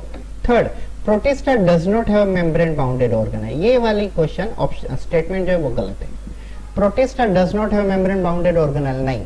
Protista have a membrane bounded organelle like mitochondria, endoplasmic reticulum, Golgi complex, chloroplast, lysosome etcetera. Just because they are eukaryotic organism also. They are unicellular but they are also eukaryotic. No? तो सी वाला answer सही हो जाएगा. मैं आपको फिर से समझा देता हूँ क्वेश्चन क्या है. हमें पूछा गया कि प्रोटिस्टा में से इनमें से कौन सी चीज गलत है. तो पहला ऑप्शन है प्रोटिस्टा और ऑटोट्रोपिक एंड हेटेरोट्रोपिक. करेक्ट है. प्रोटिस्टा प्लांट जैसे भी होते हैं तो ऑटोट्रोपिक, एनिमल जैसे भी होते हैं तो हेटेरोट्रोपिक है. Some Protista have a cell wall. सही बात है, प्रोटिस्टा प्लांट जैसे होते हैं तो उनके अंदर सेल वॉल भी पाया जाता है. लेकिन तीसरा जो स्टेटमेंट वो बिल्कुल ही गलत है. कोई भी समझ लेगा protista does not have a membrane bounded organelle. Actually protista के अंदर मेम्ब्रेन बाउंडेड ऑर्गेनल चारों पांचों प्रेजेंट होते हैं, mitochondria, Golgi complex, endoplasmic reticulum, chloroplast and lysosome. तो ये मेम्ब्रेन बाउंडेड होते हैं, क्यों? क्योंकि प्रोटिस्टा यूनिसेल्युलर है लेकिन प्लस वो यूकैरियोटिक भी है, तो यूकैरियोटिक होने के कारण सभी मेम्ब्रेन बाउंडेड प्रोटिस्टा के अंदर पाए जाते हैं। तो C is the correct answer. Question number 29 की तरफ हम आगे बढ़ते हैं। Which of the following combination of character is true for slime mould? Slime mould से रिलेटेड कौन कौन से कैरेक्टर इनमें से सही हैं? तो स्लाइम माउल्ड क्या है पता है आपको? स्लाइम माउल्ड जो ब्रेड के ऊपर, अगर हमने ब्रेड को टेबल पे अगर हमने ओपनली प्लेट में छोड़ दिया तो एक दो दिन के बाद उसके ऊपर कुछ फंगस जो ग्रो होते हैं, उन फंगस को हम कहते हैं स्लाइम माउल्ड। तो स्लाइम माउल्ड फंगस होते हैं, लेकिन ये प्रोटिस्टा कैटेगरी में आते हैं। क्यों? क्योंकि प्रोटिस्टा में जो फोर्थ कैटेगरी आती है स्लाइम माउल्ड, जैसे हम कहते हैं फंगस लाइक प्रोटिस्टा, तो वो उस कैटेगरी में से आते हैं। तो इसमें से हम देखते हैं स्लाइम माउल्ड के बारे में। हाँ, कॉम्बिनेशन कैरेक्टर सही वाले। Slime moulds are parasitic plasmodium with a true wall. Spore disappeared in air current. ये वाला सही है, लेकिन पैरासाइटिक नहीं होते हैं स्लाइम माउल्ड। स्लाइम माउल्ड जो होते हैं वो डेड एंड डिकेइंग मटेरियल के ऊपर ग्रो होते हैं, और अगर ये डेड एंड डिकेइंग मटेरियल के ऊपर ग्रो होते हैं तो उनमें सेप्रोफाइटिक प्रॉपर्टी आनी चाहिए। तो सेप्रोफाइटिक देखो यहाँ पे बी और डी में मैच हो रहा है। Saprophytic, saprophytic, Plasmodium, Plasmodium, without walls, without walls, spore disappeared by water, no, by air current। by air current से फ्लो होगा, जनरली एयर के थ्रू ट्रांसफर होंगे। तो इसका आंसर हो जाता है D, saprophytic Plasmodium without walls, spore dissipate bye air current. समझ गए आप? ब्रेड के ऊपर जो फंगस होते हैं वो सेप्रोफाइटिक होते हैं, प्लाज्मोडियम फॉर्म करते हैं, और ये जो स्पोर होते हैं वो डिस्पर्स होते हैं by air current, not by water. B और डी में सिर्फ एयर करंट और वाटर का ही डिफरेंस है, तो डी वाला आंसर सही हो जाता है। 30 number question, match the column 1 with the column 2 and choose the correct combination from the option given below. तो हमें ये पूछा गया अभी प्लाज्मो प्रोटिस्टा के बारे में। तो देखिए क्राइसोफाइट्स क्या है? क्राइसोफाइट्स डायनोफ्लैजेलेट्स जो होते हैं वो, देखिए हमें यहाँ पे जो ऑप्शन है क्राइसोफाइट्स, पहले आप ये मैच कर लो। यूग्लिनोइड्स जो है वो यूग्लिना में आते हैं, मतलब सी वाला ऑप्शन जो है वो सेकंड के साथ मैच होना चाहिए। तो सी वाला ऑप्शन देखो डी और ए में मैच हो रहा है, मतलब अगर आपको सभी याद नहीं आ रहे हैं तो आप कर सकते हो वैसे। तो प्रोटोजोआ जो होते हैं वो पैरामेशियम होते हैं, तो डी का ऑप्शन ए के साथ मैच होना चाहिए। तो डी का ऑप्शन देखो यहाँ पे ए के साथ मैच हो रहा है, और यहाँ पे डी का ऑप्शन डी के साथ डाइटम से मैच हो रहा है, तो ये वाला आंसर सही होना चाहिए। तो ए देखिए chrysophytes are connected to the diatom, correct. Dinoflagellates are connected to the Gonyaulax and euglenoids is connected to Euglena, और protozoan is connected to the Paramecium. तो आंसर हो जाएगा डी। ठीक है, ये वाला डी आंसर हो गया। जिन लोगों को ये नहीं समझा होगा तो फिर से वीडियो को थोड़ा पॉज करके 10-20 सेकंड 30 सेकंड पीछे करके फिर से देखिए, आपको समझ में आ जाएगा मैंने क्या एक्सप्लेन किया। Question number 31, read the following statement and select the correct statement. हमें करेक्ट स्टेटमेंट ढूंढना है अभी, इनकरेक्ट करेक्ट वन। तो देखते हैं करेक्ट क्या है इसमें। सो question number 31, member of kingdom fungi show great diversity in the structure and habitat। तो किंगडम फंजाई में जो ऑर्गेनिज्म है उनमें ग्रेट डाइवर्सिटी है, हैबिटेट है, तो ये वाला तो सही है option. Most fungi are saprophytic in their mode of nutrition, correct. Maximum fungi जो होते हैं वो डेड और डिकेइंग मटेरियल के ऊपर ग्रो को करते हैं, तो वो सेप्रोफाइटिक हो गए। They are of 4 class under kingdom fungi.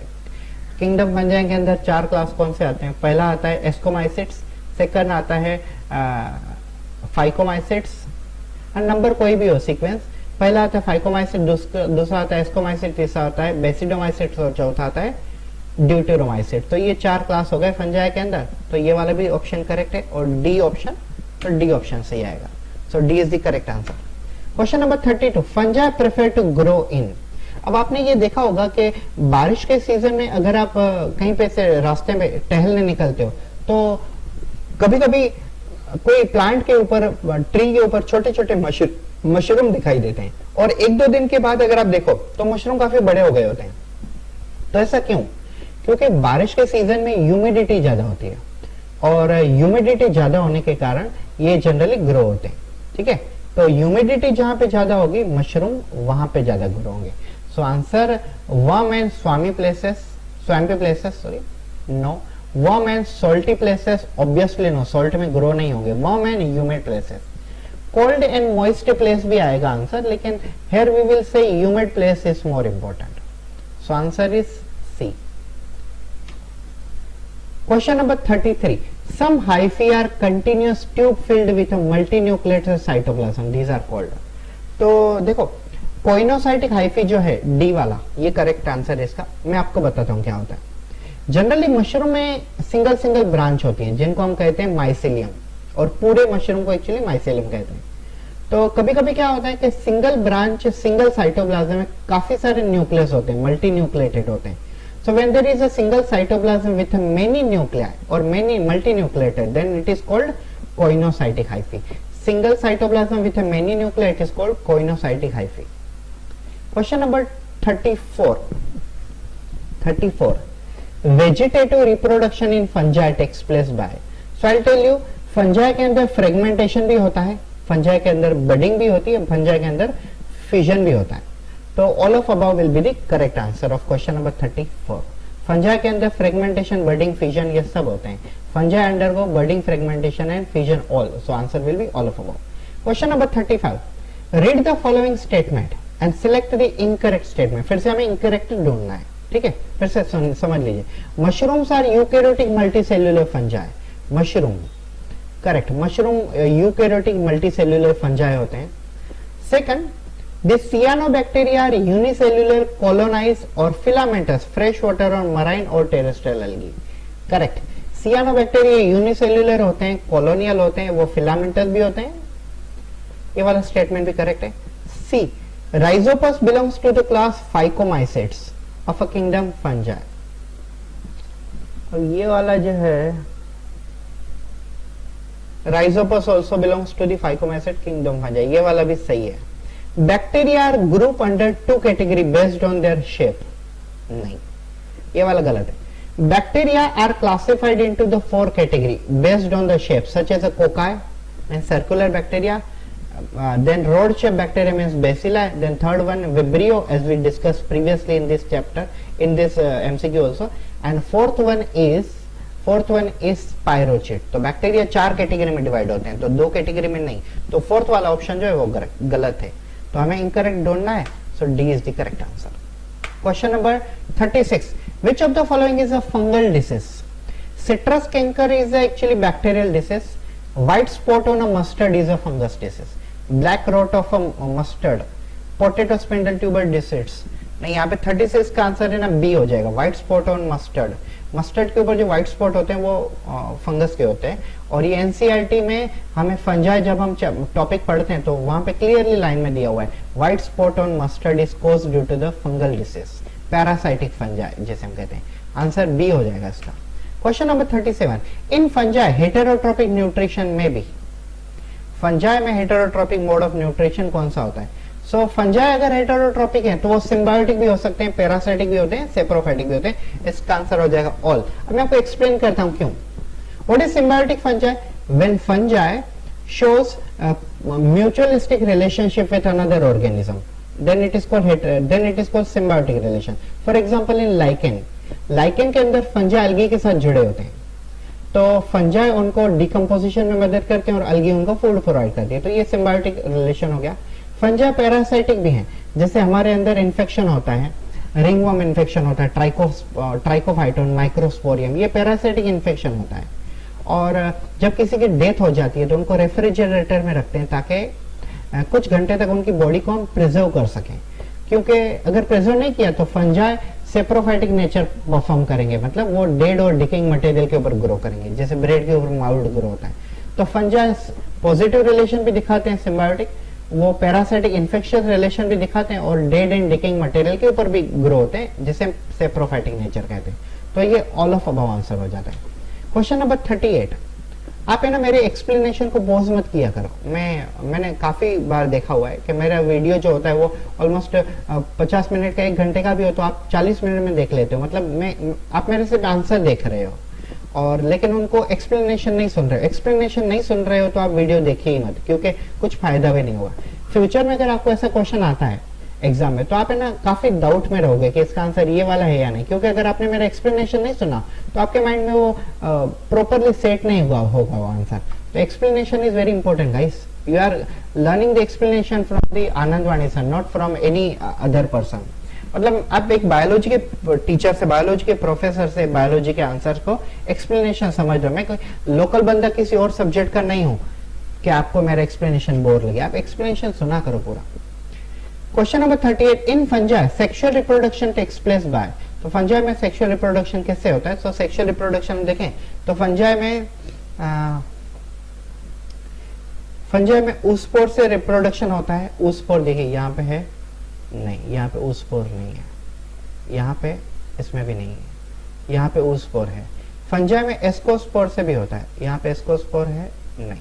Fungi में बेसिडियोस्पोर से भी होता है, बेसिडियो ऊ है यहाँ पे और एस्कोस्पोर नहीं है। जूस्पोर जो होते हैं ना वो अलगी के अंदर पाए जाते हैं। तो जनरली फंजाई में रिप्रोडक्शन oospore, एस्कोस्पोर और बेसिडियोस्पोर से होते हैं। तो D will be the correct answer.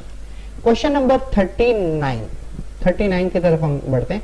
Match the column 1 with 2 and correct combination from the option given below. Ivanovsky, कौन है Ivanovsky? Ivanovsky was the first person who discovered the virus and first virus discovered by the Ivanovsky was tobacco mosaic virus.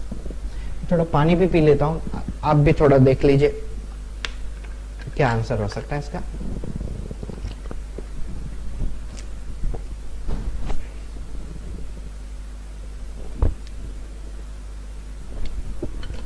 सो आइवानोस्की जो है वो सी को match होगा, discovery of virus. Louis Pasteur ने virus term को coin किया हुआ था। बेजरिंग साइंटिस्ट थे जिन्होंने कहा था viruses are contagium vivum fluidum, और स्टेनली वो साइंटिस्ट थे जिन्होंने वायरस को क्रिस्टलाइन में कन्वर्ट किया होता है। तो ए का सी के साथ, ए का थर्ड के साथ मैच करो। ए का देखो थर्ड के साथ ए और सी में है। फिर पास्टर का डी के साथ 4 के साथ मैच करो, बी का 4 के साथ। तो ए और सी दोनों सेम जा रहे हैं आगे। बेजरिंग का आंसर आप फर्स्ट के साथ मैच करो, तो सी का आंसर फर्स्ट का यहाँ पे मैच हो रहा है, देखो सी पे मैच हो रहा है। और स्टेनले का डी का किस में मैच होगा? Crystalline virus. So answer will be C. Question number 40, which of the following are called acellular organism. Acellular organism मतलब वो ऑर्गेनिज्म जो प्योरली लिविंग नहीं है, जो लिविंग और नॉन लिविंग के बाउंड्री पे है। तो वायरसेस एंड वायरॉइड्स, इनको हम क्या कहेंगे? असेल्युलर ऑर्गेनिज्म कहेंगे। क्यों? देखो यहाँ पे वायरॉइड्स है, ये असेल्युलर, लेकिन लाइकेन तो अलगी और फंजाई से बना हुआ है। यहाँ पे भी देखिए लाइकेन है और वायरस है। वायरस वायरॉइड्स असेल्युलर, लेकिन लाइकेन ये तो सेल्युलर है। वायरस वायरॉइड्स एंड लाइकेन, तो यहाँ पे भी लाइकेन आ गया। तो ये वाला जो कॉम्बिनेशन है ए, वायरस एंड वायरॉइड्स, इसमें दोनों असेल्युलर है। तो A is correct answer. Question number 41, in viruses which one act as a genetic material. Viruses में कौन जेनेटिक मटेरियल का होता है? तो मैंने आपको लेक्चर में भी बताया था कि viruses are those living organism which either contain DNA और either contain RNA, never both in one virus.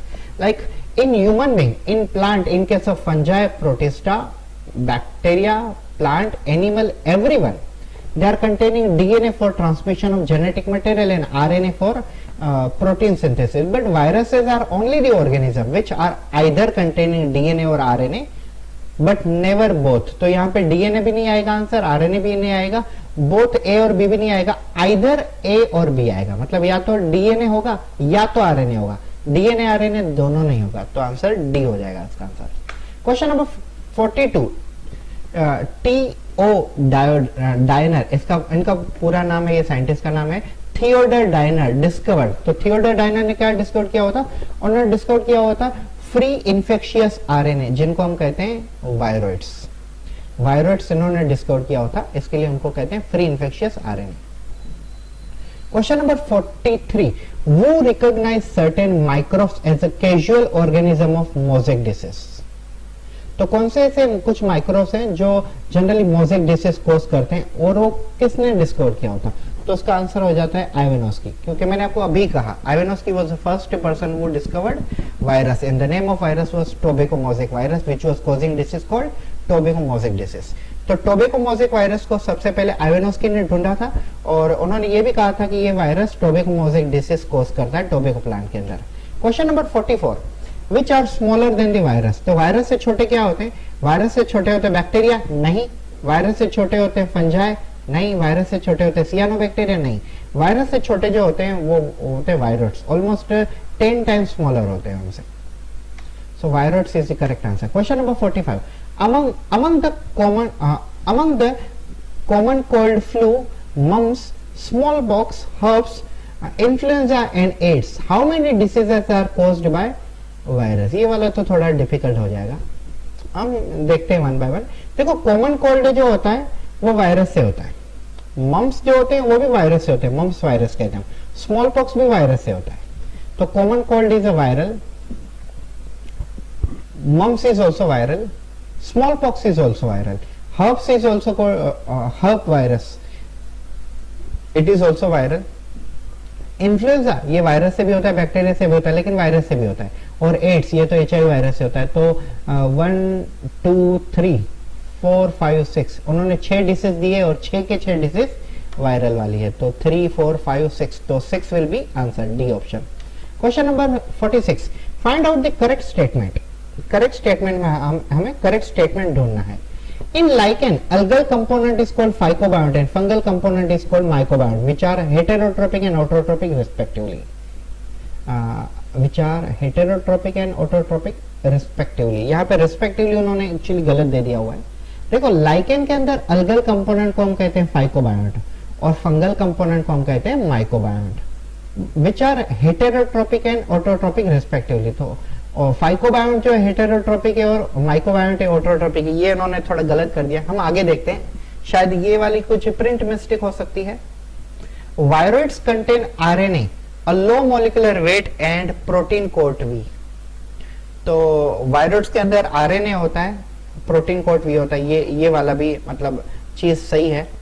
और virus contain both RNA and DNA. Virus contain both RNA and DNA. हमें एक्चुअली जो statement ढूंढना है ना, correct ढूंढना है, ठीक है। तो एक गलत हो यहाँ पे हो जाता है, देखो यहाँ पे in lichen algal component is called phycobiont. Lichen के अंदर दो कंपोनेंट होते हैं, एक अल्गल कंपोनेंट होता है जिसको हम कहते हैं phycobiont, because phycology is a study of algae and बायोंट is a part, and fungal component is called mycobiont. लेकिन उन्होंने कहा है रिस्पेक्टिवली, तो वो कहते हैं अल्गी को हेटेरोट्रोपिक, लेकिन अल्गी ऑटोट्रोपिक है, और फंजाई को वो कहते हैं ऑटोट्रोपिक, लेकिन फंजाई हेटेरोट्रोपिक होते हैं। तो ये वाला स्टेटमेंट तो बिल्कुल गलत हो गया और हमें करेक्ट ढूंढना है, मतलब ये वाला हमारा आंसर नहीं है। वायरस कंटेन आरएनए लो मॉलिक्यूलर वेट, यहां तक सही है, लेकिन वायरस में जो प्रोटीन कोट वी होता है वो नहीं होता है, तो ये वाला भी स्टेटमेंट गलत है। Virus contain both RNA and DNA, virus के अंदर आइदर डीएनए आरएनए या तो आइदर आरएनए होता है, दोनों नहीं होते। वायरसेस आर ऑब्लिगेट पैरासाइट, तो ये वाला स्टेटमेंट करेक्ट है। वायरस की डेफिनेशन ये है, viruses are called as obligate parasite, obligatory parasite, तो डी वाला आंसर हो जाता है, ठीक है। अब समझ लो क्वेश्चन का आंसर एक्सप्लेनेशन क्या है। उन्होंने पहले ऑप्शन में क्या कहा है, lichen contain algal portion phycobiont, fungal portion mycobiont, यहां तक स्टेटमेंट सही है आधा। फिर आधा देखिए, which are heterotrophic and autotrophic respectively, तो ये वाला रेस्पेक्टिवली गलत है, क्योंकि ये फंजाई को हेटेरोट्रोपिक कह रहे हैं, सॉरी अल्गी को हेटेरोट्रोपिक कह रहे हैं और फंजाई को ऑटोट्रोपिक कह रहे हैं, तो ये गलत है। यहाँ पे वायरस में प्रोटीन कोट नहीं होता और यहाँ पे वायरस में कभी भी आरएनए डीएनए दोनों साथ में नहीं होते, तो डी वाला वायरस ऐसा ऑब्लिगेट पैरासाइट, ये करेक्ट आंसर हो जाता है। Question number 47, which is incorrect about virus. Virus was discovered by Theodore Diener in 1971, ये वाला सही है। causes potato spindle tuber and tobacco mosaic disease, virus potato spindle tuber disease cause करता है, ये सही है, लेकिन टोबैको मोज़ेक डिसीज कोज नहीं करता, क्योंकि टोबैको मोज़ेक डिसीज तो टोबैको मोज़ेक वायरस कोज करते हैं, तो ये वाला गलत है। RNA of a virus was slow molecular weight, ये सही है, क्योंकि हमने पीछे ही पढ़ा, देखिए virus contain RNA of slow molecular weight, तो ये वाला स्टेटमेंट सही है। अब डी देखिए, virus was found to be free RNA and it lack protein coat. यहाँ पे देखिए हमने देखा ना वायरस के अंदर प्रोटीन कोड नहीं होता है और ये फ्री होते हैं, फ्री इन्फेक्शियस आरएनए होते हैं। तो आंसर जो है वो बी, क्योंकि हमें इनकरेक्ट स्टेटमेंट ढूंढना है, so B is the correct answer. Question number 48, pair the viral disease. अब इनमें से वायरल डिसीज कौन सी है? Ringworm and AIDS. Ringworm is a fungal infection and AIDS is a viral. Typhoid is a bacterial and tuberculosis also bacterial. Dysentery may be caused due to amoeba, may be caused due to bacteria, and common cold is due to the parasite. But common cold is caused due to the virus. But here dysentery is caused due to amoeba, may be bacteria. Here common cold is a viral and AIDS is also viral. तो D ऐसा pair है जिसमें दोनों viral disease है, बाकी किसमें भी नहीं। रिंगवर्म बैक्टीरियल है, एड्स वायरल है। टाइफॉइड बैक्टीरियल, ट्यूबरक्लोसिस भी bacterial. Typhoid is caused due to the salmonella typhi and tuberculosis. TB is caused due to mycobacterium tuberculi. Ringworm infection is generally caused due to Trichophyton microsporium and AIDS is caused due to HIV virus. Dysentery is caused due to amoeboid, it may be caused due to amoeba called amoeboid dysentery, it may be caused due to bacilli bacteria called bacillary dysentery, and common cold is generally a common cold virus. Here is a common cold virus and AIDS HIV virus, so D is the correct answer. Question number 49 की तरफ हम आगे बढ़ते हैं। Select the correct statement, हमें correct statement search करना है। Methanogens are archaeobacteria which produce methane in marshy area. Methanogens ऐसे बैक्टीरिया होते हैं जो आर्चियोबैक्टीरिया कैटेगरी में आते हैं और ये मिथेन जहां पे प्रोड्यूस होता है मार्शी एरिया में पाए जाते हैं। ये वाला स्टेटमेंट तो सही है इनका। Nostoc is a filamentous blue-green algae which fixes atmospheric nitrogen. ये वाला भी सही है। Chemosynthetic autotrophic bacteria synthesize cellulose from sugar. Chemosynthetic autotrophic bacteria मतलब ऐसे बैक्टीरिया जो केमिकल रिएक्शन करके अपना फूड बनाते हैं, लेकिन वो सेल्यूलोज से ग्लूकोज नहीं बनाते हैं, ग्लूकोज में से सेल्यूलोज नहीं बनाते हैं। ये वाला स्टेटमेंट करेक्ट गलत है। Mycoplasma lack cell wall and can survive without oxygen, correct. Mycoplasma दुनिया के सबसे छोटे बैक्टीरिया हैं, छोटे लिविंग ऑर्गेनिज्म है और इनके अंदर सेल वॉल नहीं पाया जाता है और ये ऑक्सीजन के बिना भी रह सकते हैं, कैन सर्वाइव विदाउट ऑक्सीजन। तो आंसर ए, बी और डी वाला करेक्ट होना चाहिए। तो ए बी नहीं, हाँ ए बी है, यहाँ पे सी नहीं होना चाहिए, बी सी नहीं होना चाहिए, ए बी डी। तो देखिए D is the correct answer. Question number last 50, chrysophytes. तो क्या होते हैं chrysophytes? Chrysophytes are commonly called dinoflagellates and desmids. नहीं, क्राइसोफाइट्स को हम डायटम कहते हैं, डायनोफ्लैजेलेट्स नहीं। Have a pellicle instead of cell wall. नहीं। Are parasitic form causes diseases in animal. Animal में डिसीज नहीं होते हैं।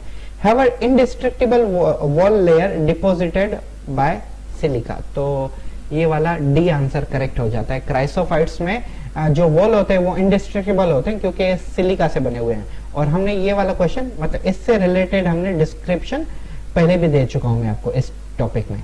तो ये था हमारा जो वीडियो जो के है chapter number 2 biological classification 11th standard से BSc 50 most expected MCQ for NEET preparation. और आई होप सो जैसे मैंने थंबनेल में बनाया है, बस ये वीडियो देख लीजिए, कंप्लीट चैप्टर हो जाएगा आपका। तो आपको ये वीडियो से वीडियो ही नहीं, एक सक्सेस का फॉर्मूला है जिसमें से आप 2 एमसीक्यू आते हैं तो दोनों के दोनों एमसीक्यू परफेक्टली कर सकते हो। ऐसे ही सभी चैप्टर अगर हमारे करते हो आप, ऐसे ही सभी वीडियो हमारे देखते हो तो 360 भी आप स्कोर कर सकते हो बायोलॉजी में। यस गाइस, मैं सही बोल रहा हूँ। होप सो आप लोगों को इजीली समझ में आ गया होगा। Thank you so much for watching this video. Have a good day. Please do subscribe to our channel and press the bell icon. Thank you so much dear students, आप लोगों ने हमारे वीडियो एंड तक देखा। ऐसे ही हमें ढेर सारा प्यार देते रहे और हमसे नॉलेज गेन करते रहे। मैं आप लोगों से फिर से एक बार दिल से रिक्वेस्ट करना चाहूँगा कि प्लीज़ हमारे चैनल को सब्सक्राइब कर दीजिए और बेल आइकन दबा दीजिए ताकि हमारी हर नई वीडियो आप तक पहुँचते रहे। लोग सब्सक्राइब करने में काफ़ी कंजूसाई करते हैं।